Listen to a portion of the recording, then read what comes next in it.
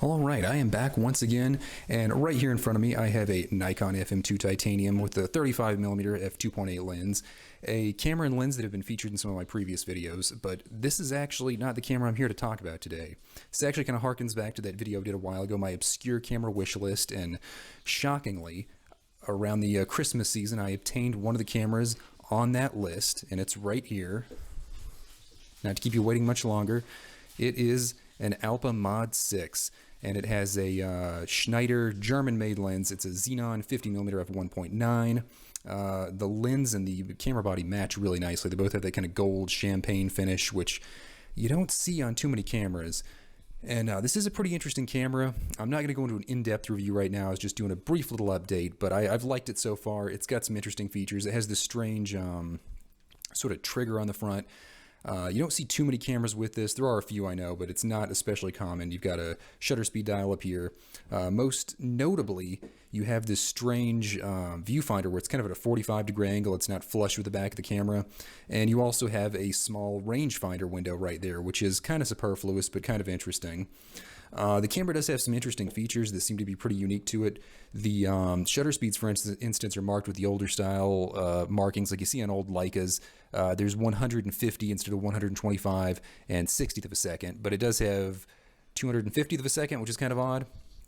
And you are actually able to kind of stop in between the major stops at about where 125 would be, and 80 and 60 and so on down here. I guess that would probably be like that would probably be around 30 right there instead of the 25. So that's kind of an interesting feature that is something I've never really seen on a camera before, the fact that it has that many shutter speed selections. The lens is pretty interesting. It has a very strange feature. If I take off the lens for just a second, let's see. Still having a little trouble learning this camera.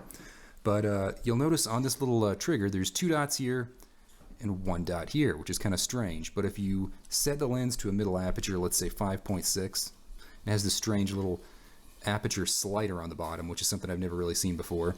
But it's at 5.6 right now. So when you have the 1 dot, it is always closed, and whenever you fire it, you always keep the f5.6 aperture.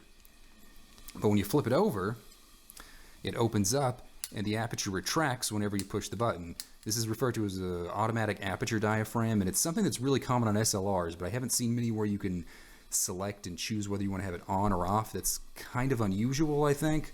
I could be wrong. I don't use a whole lot of SLRs anymore, so it's hard to say, but that is kind of an interesting feature that, as far as I know, is pretty unique to this lens or camera, or maybe both of them together.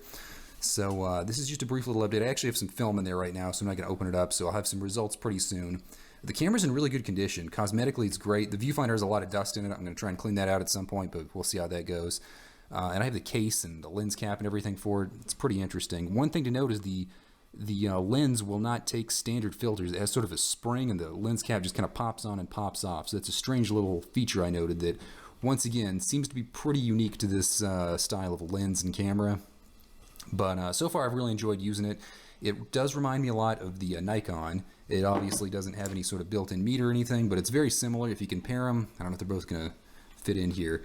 They're very similar in overall width, and the weight's pretty similar, which is interesting because the titanium Nikon should be pretty lightweight. But they overall are very similar in their dimensions and weight. The functionality is pretty similar. I think the Nikon is a lot more user-friendly. It has the Film Advance lever. It has a double exposure tab, and of course it has the light meter, which is a big thing. It also has the little fold-out knob to rewind the film, which is kind of nice. But all in all, I'm liking the Alpa so far, and I'm waiting to show some more results because I think it's going to be pretty impressive.